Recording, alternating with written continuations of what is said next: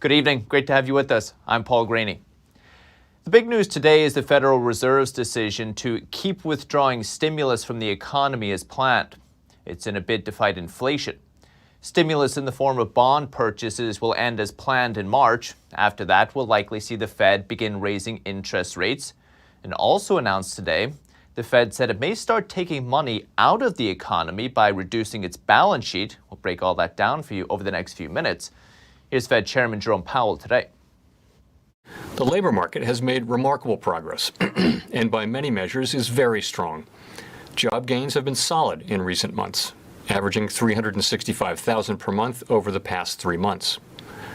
Over the past year, payroll employment has risen by 6.4 million jobs. The unemployment rate has declined sharply. So the chairman happy with the progress in the economy today, it seems. But its actions over the next 12 months could be critical for Americans and their wealth. The Fed has to make a decision on how quickly to withdraw stimulus from the economy. Many experts say that decision won't be easy. Low interest rates can spur the economy. They make it cheaper for Americans and American businesses to borrow money. They also mean lower interest payments on your mortgage or credit card debt. Good news for your wallet and more money for you to spend in the economy. But more spending means higher prices as people bid against each other to buy a limited number of goods and services. If you want to increase the money supply without causing prices to rise, you have to increase the amount of goods and services available. But labor and raw material shortages mean we haven't been able to do that during the pandemic. And that's one key reason inflation is now at multi-decade highs. Here's CEO of Quill Intelligence, Danielle DiMartino Booth. The lack of supply has been the boogeyman, for the better part of the last 2 years. If we're finally seeing a turn in that trend, then we will see inflation come off of its highs. But at the same time, there are certain types of inflation that the Fed has absolutely no control over, such as food inflation, prices at the pump, gasoline. So you might think the Fed should just raise interest rates as quickly as possible then, right? That would fight inflation, at least the inflation it can fight. But experts say it's not so simple. There's the problem of higher interest payments on debt. If interest rates rise, both the government and the rest of the country will end up paying more on their debts. The federal government took on significantly more debt during the pandemic, and that number is projected to rise steadily over the next 10 years. Experts also worry that withdrawing stimulus too quickly could derail the economic recovery. If spending drops too quickly, businesses, which are already struggling in many parts of the country, could find it hard to make ends meet if sales fall. Expectations for economic growth, for GDP growth for the first quarter, down to 1.5%. So that is a very low number, and the Fed is still going to be flirting with the idea of an economic slowdown. Another big risk of tightening too fast is the threat to the value of stocks and property, assets that make a big part of the American pensions and wealth. The last time Chairman Powell and the Fed began steadily raising rates was in 2018. The S&P 500 fell 20% in just 2 months during that period. 145 million Americans own stocks, according to Gallup. If they saw their wealth falling significantly, they may tighten their belts further, which could put even more pressure on the economy. The uncertainty that the stock market was hoping would go away remains with the stock market. And there's nothing that stocks like less than this level of uncertainty when it comes to what the Fed's going to do next. So we're delighted to be joined now by Congressman Warren Davidson from Ohio. Congressman Davidson is sitting on the House Financial Services Committee, also the founder of the Sound Money Caucus up in D.C. as well. Congressman, thanks so much for taking the time. Always an honor. Thank you. Congressman, part of the Sound Money Caucus, I wonder what you or your peers would encourage Chairman Powell to do. He seems to be in a difficult decision, to say the least. Would you encourage him to raise rates as quickly as possible to fight inflation, even at the risk of the stock market and the economy? Or would you allow it to maybe a more measured approach over time, but run the risk of inflation running even hotter than we're seeing it? Yeah, I'll tell you what I shared with him in August. Some time ago, I'm like, you have to turn off the asset purchases. And so the Federal Reserve has been, stimulating or distorting the economy to the tune of $120 billion a month with, treasuries and mortgage-backed securities loading up their balance sheet. I mean, their balance sheet during this has grown over $8 trillion. And what is that doing? It's putting cash into the economy, and it's facilitating the way that the inflation is happening. You're growing the money supply, and that's fueling a growth in asset prices. And now we are seeing it hit, retail prices and consumer prices, wages, everything is moving up. And he's conceded publicly now that inflation is not going to be transitory. Do you worry about if stimulus is withdrawn too quickly? Worried about the economy? Worried about the stock market, et cetera? Well, I am worried about the underlying economy. Fundamentally, the stock market is very disconnected from the Main Street economy. You are seeing major investments in the Main Street economy, but the stock market's way out of sync with that in terms of historic valuations. A lot of people will say that means there is a bubble. But when the Fed's in this territory right now, it's a little bit like driving on ice. If you stomp on the brakes too quickly, you lose control. So they do need to apply the brakes in a measured way. They've been signaling that they're going to apply the brakes forever. They just haven't gotten around to it. And that's the downside, is if you wait too long to apply the brakes, then you pump them too hard, you slide through the intersection. That's not so good. I mean, that's stuff people in Ohio get. Maybe not everybody in Florida does, but you have to, take a measured approach to putting the brakes on here. But you do have to do it because the economy is definitely overheating. We're seeing supply shortages, stockouts all across all sorts of sectors in the economy. And yes, some of that is pandemic driven, but a lot of it is fiscal and monetary stimulus creating economic distortions. The Fed itself is supposed to be politically independent, right? We did have President Trump, when he was in office, quite vocal about having the Fed lower rates at the time, especially now given we're in an election year. Are you seeing anything around D.C., any kind of political pressure to make choice A or choice B in this regard? Yeah, I mean, I think it's political, but it's predictable. I mean, regardless of who's the president, they like low rates and stimulus because it juices the economy while they're there. It's a little bit like being a manager of a firm. You care about earnings this quarter or this year, this calendar year, wherever you're measured. And so elections are how you measure political folks. They don't want to get around to applying the brakes. And that's why it is important that they're apolitical and frankly focused on monetary policy. And that's the politicization that we're seeing in the Fed, is they want to get involved in climate change and everything else but monetary policy. And that's a lot of pressure from the Biden administration. That's Lael Brainerd and Raskin, his picks to serve on the regulatory side of the Fed to some extent. And that's where we've got the Federal Reserve Oversight Act, which would separate the monetary policy from their role as a regulator and put the regulator side on appropriations and give them more accountability to Congress. Congressman Warren Davidson, really appreciate it. Thank you so much. Thank you. Another volatile down Wall Street today. Major indexes ended mixed. S&P 500 ended lower, reversing earlier gains after the Fed's announcement. Lost 7 points, about 0.2%. The Dow joined the S&P in negative territory, ending down 130 points, about 0.4%. The Nasdaq did say a late session recovery, gaining 3 points today. Bank of America is handing out $1 billion worth of restricted stock to virtually its entire workforce. According to a memo from its CEO, the awards program is now available to staffers who make up to $100,000 per year. The bank says the stock awards and a pay hike for its minimum wage workers are attempts to keep and attract talent. They were previously given a one-time cash bonus, but now Bank of America says each eligible employee will receive between 65 and 600 restricted stock units. That corresponds with their compensation, how many they get.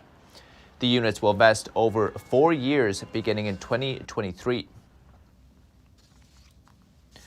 Walmart is investing in an indoor vertical farm called Plenty. It's part of a $400 million funding round, one of the biggest in the indoor farming business. Walmart says it'll buy leafy greens from the farm for its stores in California. Vertical farming is where crops are grown in stacked layers in a controlled environment. Plenty CEO says the company's been able to increase its yield for leafy greens by 700% in just 2 years. Walmart's executive in charge of produce said that's why they chose Plenty over other indoor farms. Plenty also has a path to growing strawberries and cherry tomatoes at scale. Walmart didn't say how much it's investing in Plenty, only that it will have a board seat when the deal is closed. It is subject to regulatory approval.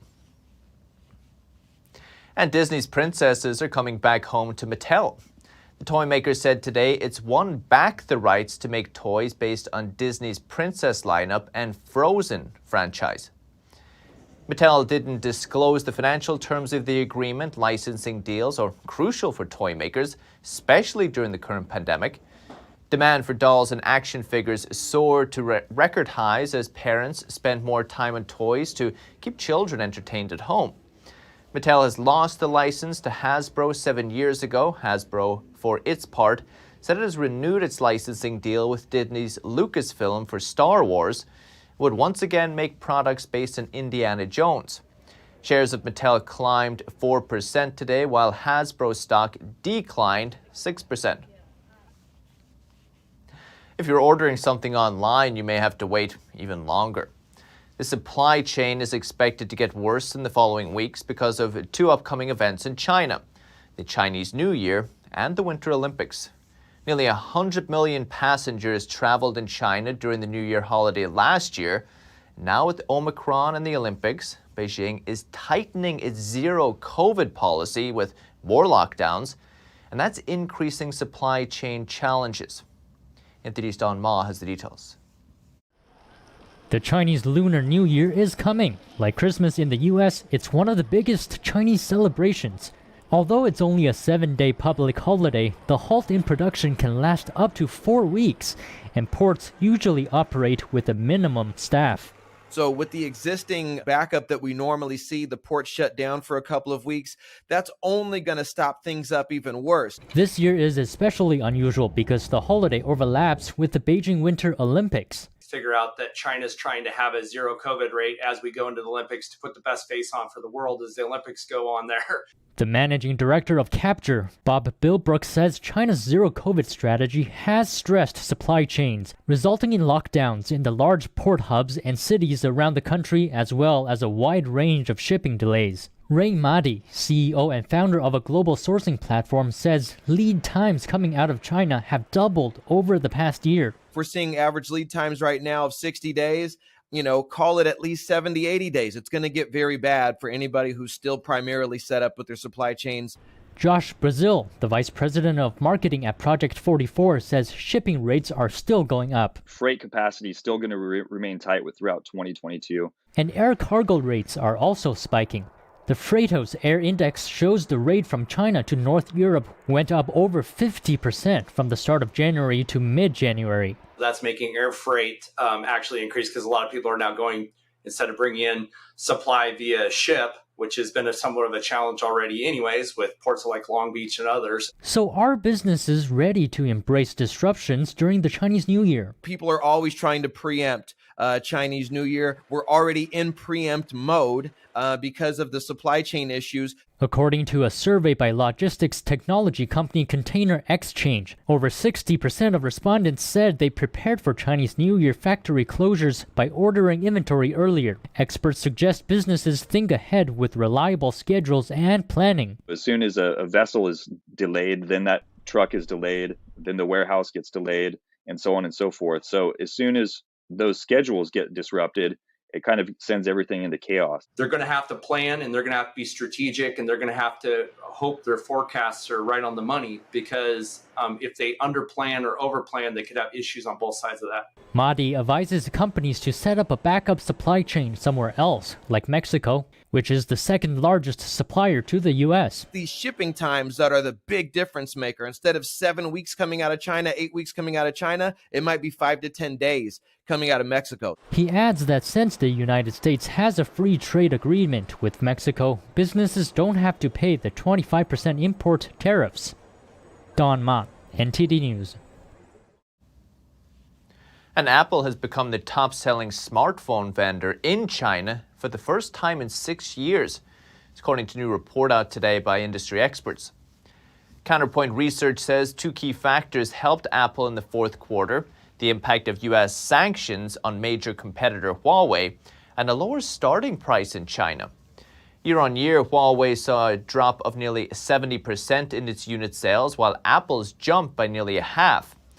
Also, with the release of the iPhone 13, Apple's smartphone market share in China hit 23%. 2 local brands are still the 2 top smartphone sellers there. And the International Monetary Fund is urging El Salvador to drop its use of Bitcoin as legal tender. The country adopted the cryptocurrency as its official currency alongside the US dollar late last year. But the IMF says there are big risks to using Bitcoin as legal tender. That includes to financial stability and consumer protection. But El Salvador's president doesn't seem worried. He shared a meme downplaying the IMF's concerns. IMF previously warned El Salvador that Bitcoin's price volatility would make it hard to rely on for planning tax revenues and public expenditures. Country's president says Bitcoin, though, will bring financial inclusion to his country and help with economic development. And Web 3, or Web 3.0, is getting so popular, even YouTube wants a piece of the action. But what really is Web 3? NTD's Phil Zhou gives us an intro. Web 3, or Web 3.0, many are calling it the next stage of the internet. This massive evolution of internet really tied to independence and decentralization. To better understand Web 3, let's take a step back to Web 1, when the internet first began. We were primarily the consumer of the data. We were using it to read news, to search, to maybe sending emails to our friends. Could read stuff on the internet, so you was a passive spectator. As the internet evolved into Web 2, along came many things, such as social media, where you could not only read, but also write and edit, creating your own content. Customer itself, or the user, has become the product. And now you have these big companies like Facebook, Google, Amazon, and Apple using our data. But coming next with Web 3, many are saying the control of your content and profits can return to you directly without a middleman. The Web 3.0 is basically the ownership economy built on the internet. If I am an artist and you are the consumer and you and I can do the transaction directly, we probably don't need Spotify. We don't need iTunes. Instead of Facebook or Google or Apple making all that money, you and I get paid for this. Increases the chance that if you are an artist or somebody who has illiquid assets, the chance of getting some upside much higher, and the value created will be passed back to the creators in that sense. And that is mostly done through a digital identity on the blockchain with digital assets like cryptocurrency and NFTs, or non-fungible tokens. When you see Web 3 is that you're going to be signing into a service no longer with a username and password, but now with your crypto wallet. And your crypto wallet will hold your digital identity with assets like crypto coins and NFTs. But there are challenges for Web 3 because many people are not familiar with crypto and blockchain technology yet. It is very hard to buy Ethereum. It is very hard to get a Coinbase or a MetaMask wallet. It is not very intuitive to understand your money moving from one to the other, or how to transact, or the cost of transactions. Big companies like YouTube just announced plans to enter Web 3 and help their users make more money. So all these companies, Google, Facebook, Amazon, Apple, they're not going to sit behind. They are going to catch up with this. But there's another problem. Web3 is supposed to step away from centralization and control by corporations to give control back to the individual. People in the crypto space usually are very, very suspicious about the big companies coming on board, but also they're not very confident on what is going to happen with these big companies. But on the other side, the market always reacts very positively when there is some announcement of some company that is basically embracing this technology. Phil Zhou, NTD News. With that, we're going to take a quick break, but still to come this evening. Christian Dior takes to Runway for Paris Fashion Week. That's as the fashion world still wavers on how to cope with the Omicron variant. Now, Slovakia gives the green light to a flying car prototype. What problem is the company behind it trying to solve? That and more coming up on NTD Business.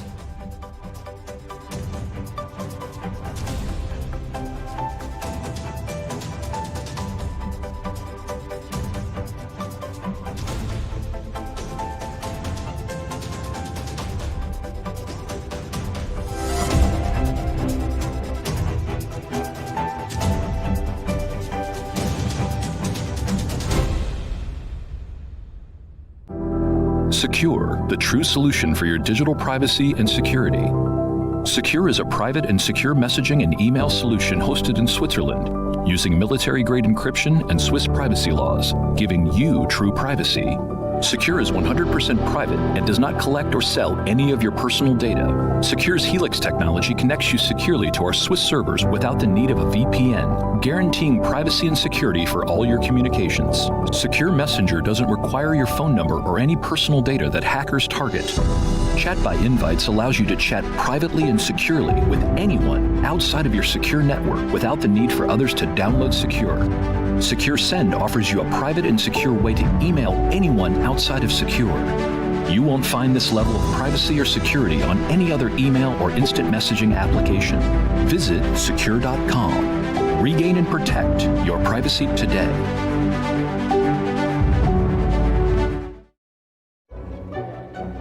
Someone has to find the way to build the Great Dome.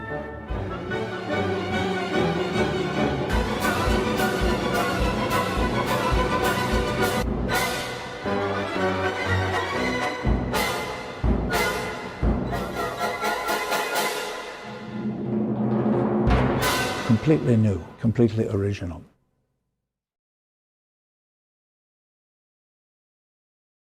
The 2022 NTD 8th International Chinese Vocal Competition will be held at the Merkin Hall of Kaufman Music Center in New York City. The competition is honored to have specially invited vocalists with the world-renowned Shen Yun Performing Arts to serve on its panel of judges. The gold award is $10,000. The 2022 8th International Chinese Vocal Competition. For more information, please visit vocal.ntdtv.com.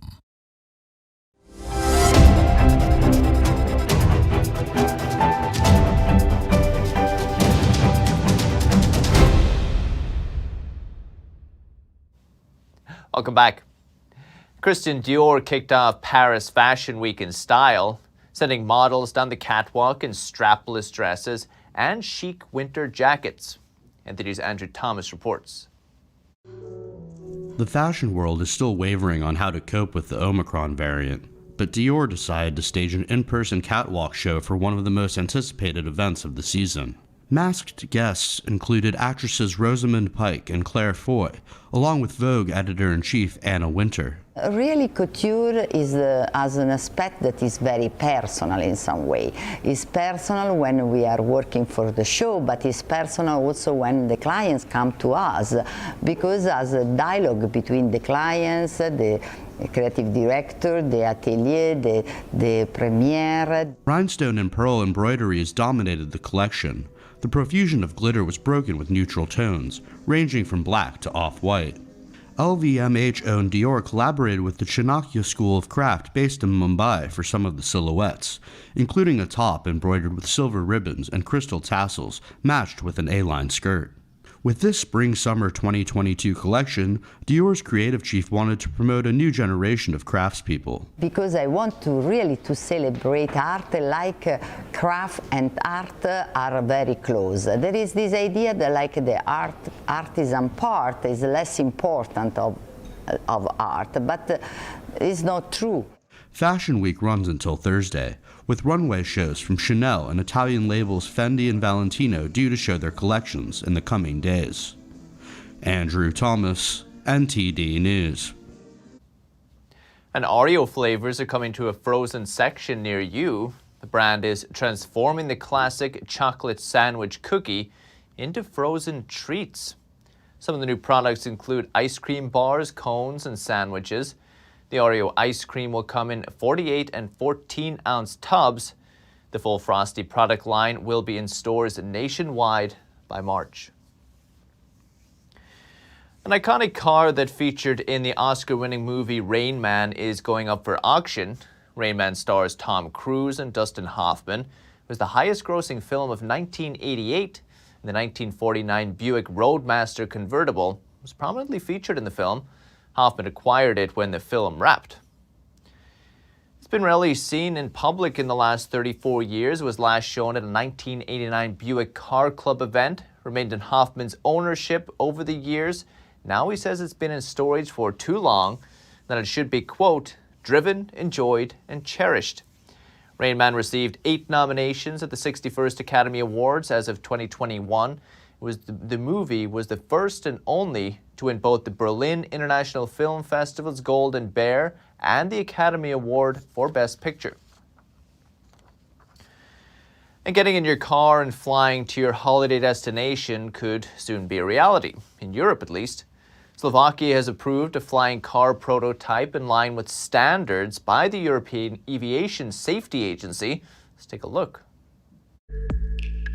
Klein Vision is a Slovakian company that developed a prototype flying car called Aircar. They recently received an airworthiness certificate by the Slovak Transport Authority, meaning they are cleared for takeoff. With this certificate, which has been achieved after 70 plus flight hours and 200 takeoffs and landings, we have confirmed that the technology is built in compliance with all the safety regulations imposed by EASA. The current prototype can travel 310 miles and it requires 7.4 gallons of fuel. The co-founder of Klein Vision says they were inspired to create Aircar to deal with the problem of traffic jams. Cars used to be a symbol of freedom. And if you have a driver's license and you drive your car, you certainly know you lost that freedom because you are often stuck in traffic. Our goal is to return the freedom back to those who have the pilot's license and can drive a car, and at the same time they can take off. The flying car is expected to cost $600,000 to $700,000. The company is already working on its next prototype, which will have to go through new airworthiness tests. It will have a range of 620 miles and fly 180 miles per hour. The latest business updates for today. You can still catch NTD Evening News with Stephanie Cox. That's at 6:30 p.m. Eastern. For NTD Business, though, it's all for today. Thank you for watching. We'll see you tomorrow.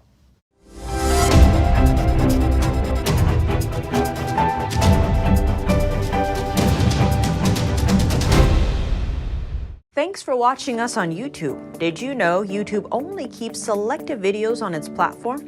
So if you want to make sure you get the full picture, just subscribe to our newsletter. Go to newsletter.ntd.com and sign up. It's free.